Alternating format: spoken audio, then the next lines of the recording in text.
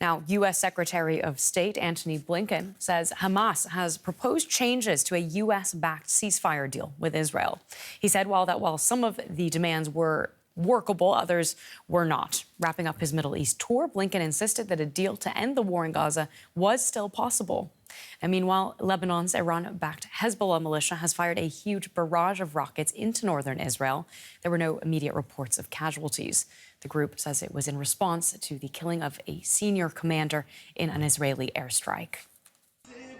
The funeral of the most senior Hezbollah figure killed since October. Talib Sami Abdullah was known within Hezbollah as Hajj Abu Talib, and perhaps the clearest indication of his status on the battlefield during the funeral procession in Beirut, a vow to retaliate. This will be our response to the martyrdom of Abu Talib. We will increase our operations in intensity, force, quantity, and quality. Wait and see on the battlefield. Israel says the strike on a Hezbollah command and control center took out Abu Talib.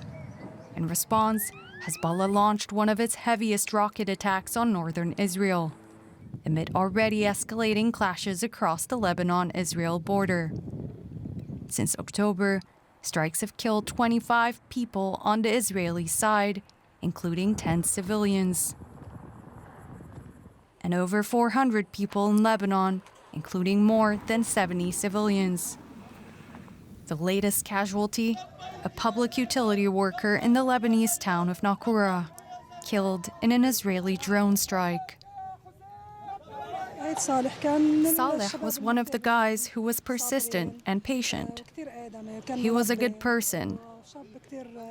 He didn't want to leave the town. The U.S. is calling for de-escalation, while U.S. Secretary of State Antony Blinken said a Gaza deal would also help lower Israel-Lebanon tensions.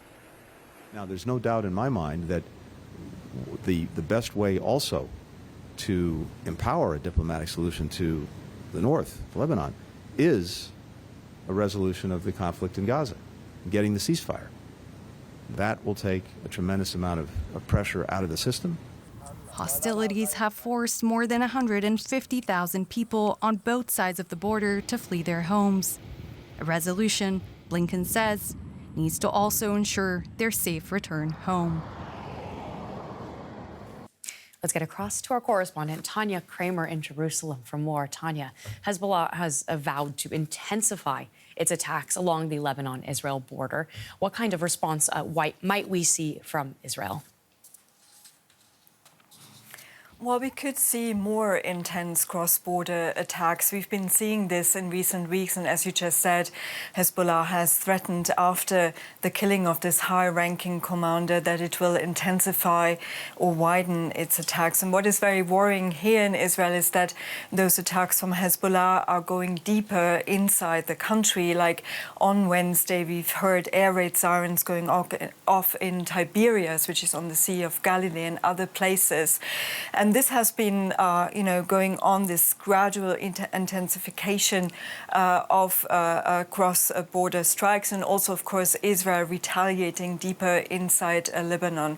Now, what could that mean? I mean, either we will be seeing a diplomatic solution that is being worked on also for months already, but it's very openly discussed here that once the offensive and the war in Gaza is coming to an end, we could see an escalation on the northern border. There could be actually an offensive in Lebanon from Israel, and that is because it's in the report as well. We've seen that tens of thousands of Israelis have been displaced since October 7, when those cross-border attacks started, and Israel has to change this reality in some ways. When you go up north, border towns and bigger towns, even like Kiryat Shmone, they are ghost towns. People have left them, and this is, of course, something that Israel cannot accept in the long term.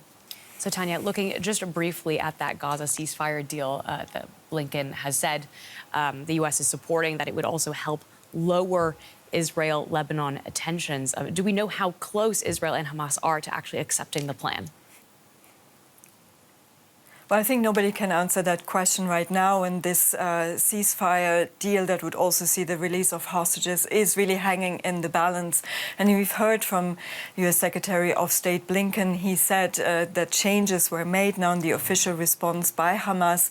So we have to wait and see how both sides will be, coming together on that or not. This is pretty much unclear how both sides will be moving forward. Tania, thank you for that update. That's our correspondent, Tania Krämer.